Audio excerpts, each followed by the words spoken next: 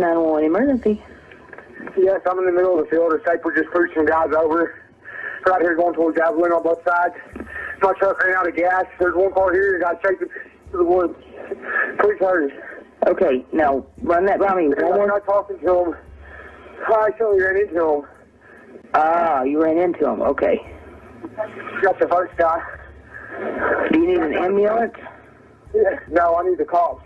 Okay. Is anybody hurt? Hello? Hello? Hello? The night of August 8th, 2013, in rural Texas, was the kind of night that feels endless. The air was thick with heat even after midnight, the sky a blanket of stars, and Highway 277 stretched like a black ribbon through miles of mesquite and scrubland.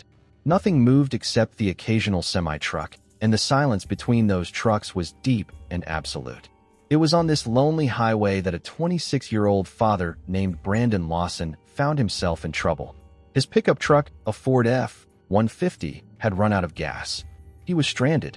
But what began as a simple roadside emergency would soon twist into one of the most terrifying and inexplicable disappearances in modern true crime.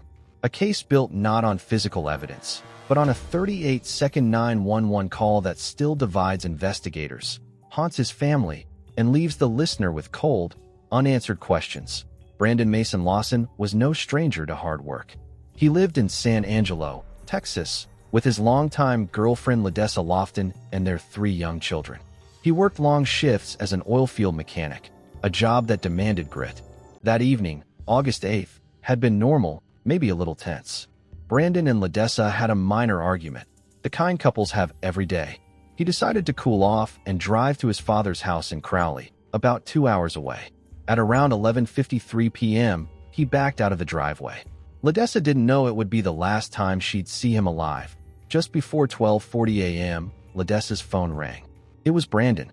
He sounded stressed, but not panicked. He told her he'd run out of gas on Highway 277 near Bronte. He said he'd pulled over to the side of the road and needed her to bring fuel. But she was home with the sleeping kids and couldn't leave. So she called Brandon's brother, Kyle Lawson, who lived nearby. Kyle and his girlfriend immediately grabbed a gas can and raced toward the location Brandon described.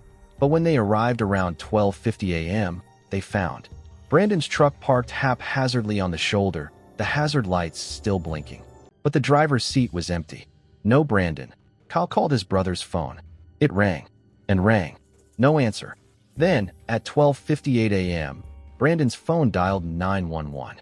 That call, lasting only 38 seconds, was recorded by the Nolan County Sheriff's Office, and what the dispatcher heard on the other end of the line would become legendary in the annals of true crime. That let's walk through that call in detail, because every breath, every stammer, every background noise is a clue. You're about to hear the transcript, read exactly as it was captured. The dispatcher answers with a calm, professional tone. 911, where is your emergency? There's a pause. Then a man's voice, breathless and clearly in distress, says, yes, I'm in the middle of a field. I think I'm. And then the words cut off into something unintelligible. The breathing is heavy. The dispatcher, sensing something very wrong, asks, okay, what's going on? Brandon's next words chill the blood. I'm bleeding. The dispatcher, trying to confirm, asks, you're bleeding? Brandon, with absolute urgency, repeats, yes, I'm bleeding. Where are you at? The dispatcher asks. Now, this is the moment where the call grows even more unsettling. Instead of giving a location, Brandon says, I have no idea. I'm in a field. The dispatcher, following protocol, asks, do you need an ambulance? And Brandon's response is not what anyone would expect. He says, no, I need the cops. Think about that for a moment. A man claiming to be bleeding, lost in a field in the dark, refuses medical help and demands police. What did he see? What was he afraid of?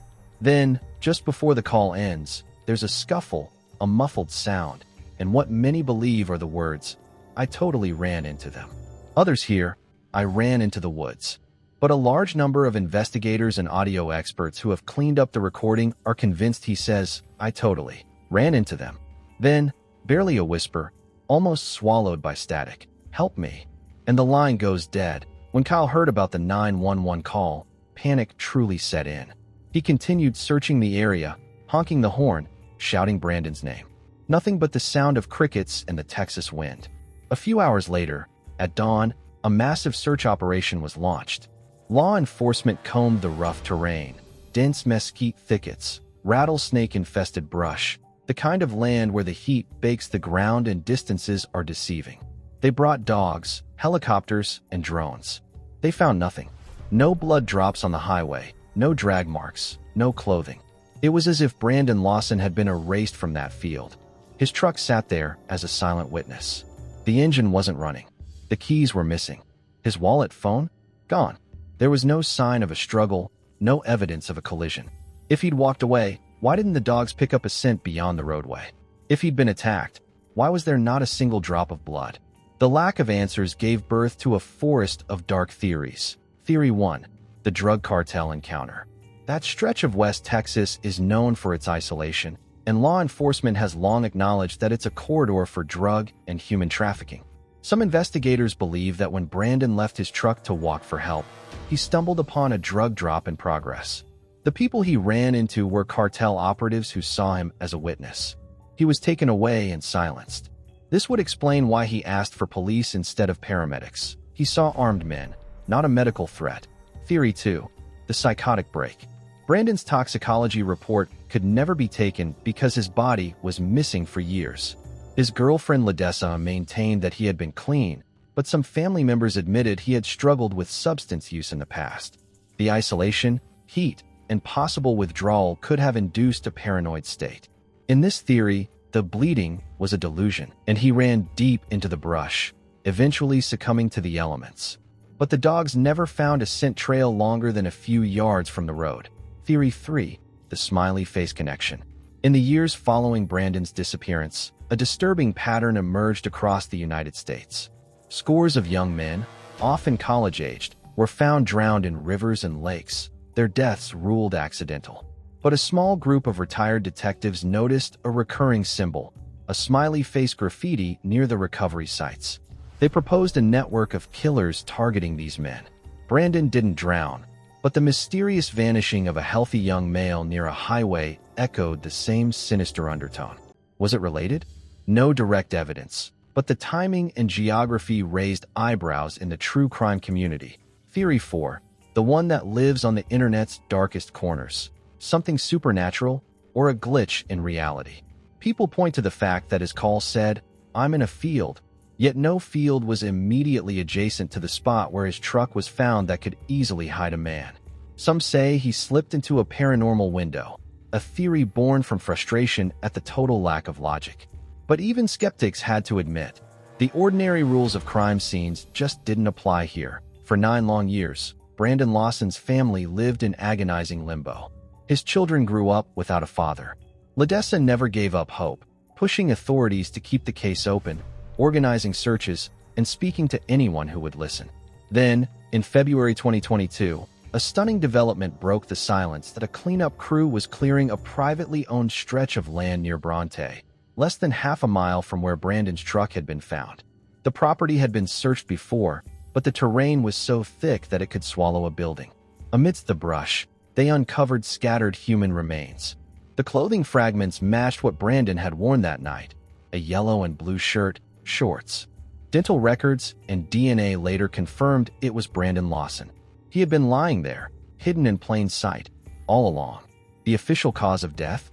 Undetermined, due to the skeletal state, but no evidence of foul play was found on the bones themselves. The case was technically closed. But the closure brought little peace. Because if Brandon had simply wandered into that brush and died of exposure or injury, why did the massive searches with trained dogs miss him? Why did he say he was bleeding when his remains showed no signs of trauma? And the biggest question of all, who, or what, was he running from when he made that desperate 911 call? Even with his body found, the heart of this mystery remains untouched. The 911 tape continues to be analyzed in online forums. Reddit threads dissect every syllable. YouTube creators rebuild the audio with filters. The phrase, "I totally ran into them," still echoes as a permanent haunting, an enigma that no DNA match can solve. Imagine yourself in Brandon's shoes for just a moment. It's midnight, you're on a deserted road, your phone battery is dying. You're bleeding, or you think you are. You stumble into a dark field, the stars above indifferent. You hear something moving in the darkness, voices, engines, footsteps. You dial the only number that can save you, and the last words you manage are a cry for help. That's the terror that lingers. Brandon Lawson's story is not just a missing persons case. It's a reminder that even in the age of GPS and instant communication, the world still has shadows deep enough to swallow a manhole. It's a case that challenges our understanding of reality, and it forces us to ask, what truly happened during those 38 seconds? Was it a crime, a tragedy, or something that defies explanation? The official file may be closed, but for those who've listened to that call, the case will never be over. And somewhere on that dark Texas highway, if the wind blows just right, you can still hear the ghost of a voice.